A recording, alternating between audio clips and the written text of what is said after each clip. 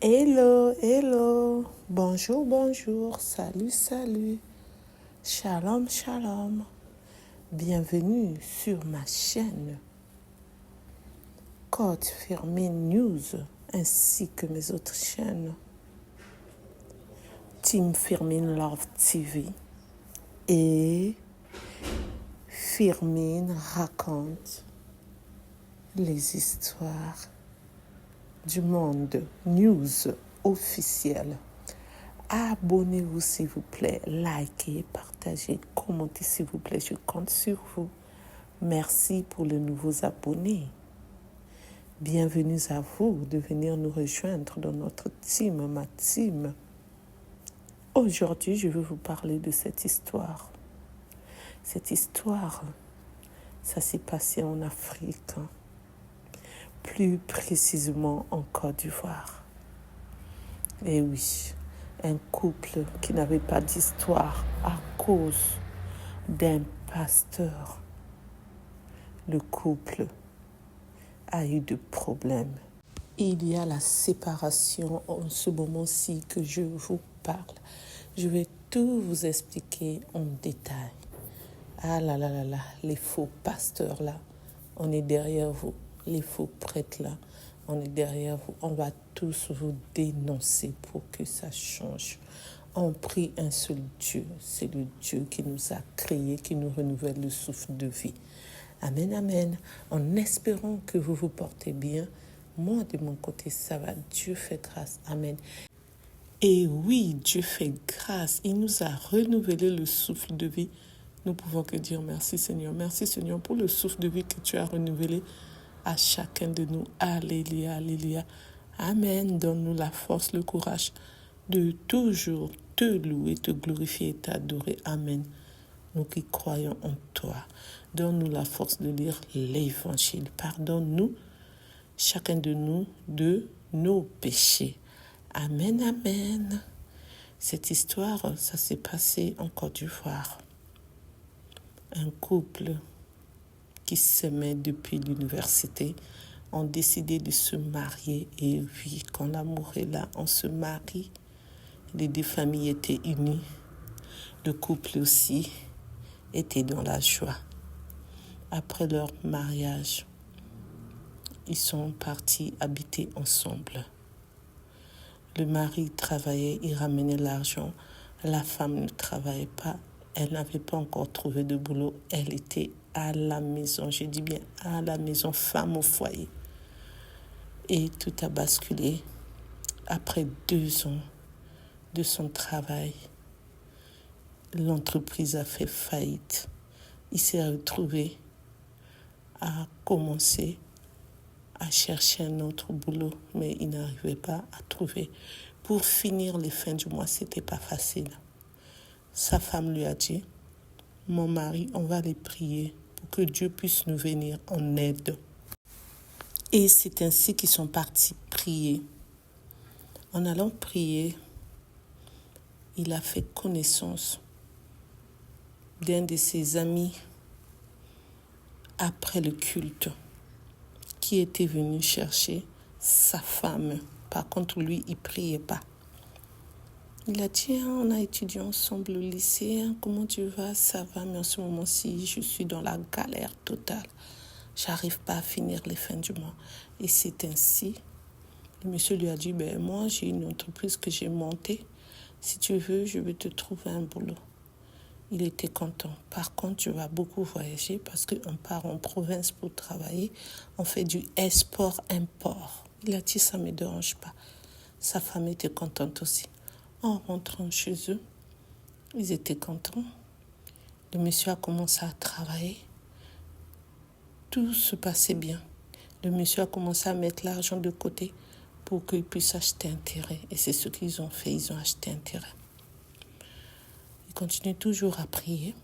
Le monsieur était tout le temps en mission de service, bien sûr. Et il rentrait à la maison quand il pouvait. Sa femme est tombée enceinte. Elle a mis au monde leur fils. Sa femme est tombée enceinte. Elle a encore mis au monde. Et sa femme est tombée encore enceinte. Elle a encore mis au monde. Donc, ils ont les enfants qui ont l'âge de 9 ans, 5 ans et 3 ans. Je répète, 9 ans, 5 ans et 3 ans. Après avoir acheté le terrain, le monsieur a commencé à construire au fur et à mesure qu'il mettait l'argent de côté. Et après, il a dit, tellement que je pars 1 mois, 2 mois en mission, je préfère te envoyer l'argent pour que tu puisses continuer les travaux. Sa femme a dit, pas de problème. Par contre, sa femme passait son temps à donner l'argent au pasteur. Je dis bien à donner l'argent à leur pasteur. Au lieu de nourrir les enfants, sa femme était là, on va gêner. Les enfants avaient maigri. Et quand son mari est rentré, il a dit, pourquoi toi-même tu as maigri ainsi que les enfants? Eh bien oui, il ne travaille pas bien à l'école, ça c'est les raisons qu'elle donnait. Donc c'est pourquoi j'ai préféré qu'il puisse gêner pour qu'ils puissent bien travailler à l'école et que rien puisse les arriver. Les enfants ont dit, oui papa, on ne mange pas, maman ne nous donne pas à manger. Leur père a dit, ah non, vous devez manger pour bien grandir. Les enfants ont dit, oui papa, faut dire à maman. Et la maman a dit, d'accord, vous allez manger. Je vais commencer à vous donner à manger. Vous n'allez plus gêner. Les enfants étaient vraiment contents et contentes. Ainsi, le monsieur a terminé son séjour dans sa propre maison. Là où il louait, il est reparti en mission. En partant en mission, il avait gagné beaucoup d'argent et il a eu aussi la prime parce que vraiment, il avait fait un bon boulot. Ainsi que l'équipe, toute l'équipe. Et quand il est rentré, il a acheté une voiture pour que sa femme puisse ramener les enfants à l'école. Donc, une voiture 7 places. Les enfants étaient contents et contentes. Par contre, sa femme avait d'autres idées en tête. Quand le mari est reparti en mission, sa femme a pris la voiture. Elle est partie donner à l'église. Dit-on que c'est un don qu'elle donnait à l'église. Est-ce qu'on peut faire ça? Non. Je dis non, non, non. Allô, quoi? C'est pour vous dans la maison familiale, mais c'est pas pour l'église. En plus de ça, c'est pas toi qui as acheté. Et quand son mari est revenu de son mission de service, il demande où se trouvait la voiture. Sa femme lui a dit, la voiture, j'ai donné don à l'église. Son mari a dit, tu vas aller chercher la voiture, c'est pour nous. J'ai souffert, j'ai galéré pour acheter ça, c'est pas pour donner ça à ton assemblée chrétienne. Et pendant ce temps aussi, la dame avait changé de pasteur. Là où elle partait prier avec son mari, c'était plus là-bas. Elle avait trouvé un autre pasteur qui n'était pas loin de la maison. Et c'est ainsi que son mari est parti récupérer la voiture. Le pasteur a dit, mais elle a fait don. Son mari a dit, et ma famille, comment je vais faire avec mes enfants pour les ramener à l'école? C'est la voiture familiale.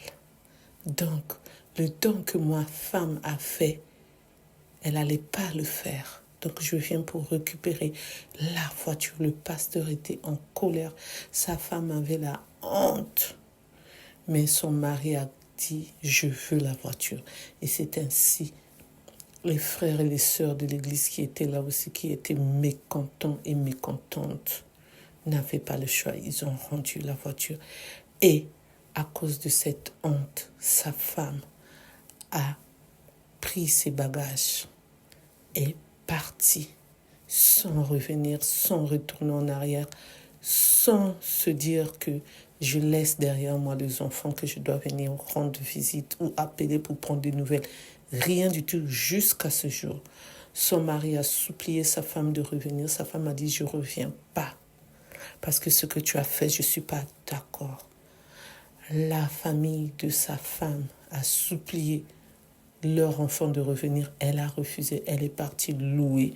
Jusqu'aujourd'hui, elle ne donne pas signe de vie. Et quand son mari repart dans cette église-là, elle voit sa femme qui sort.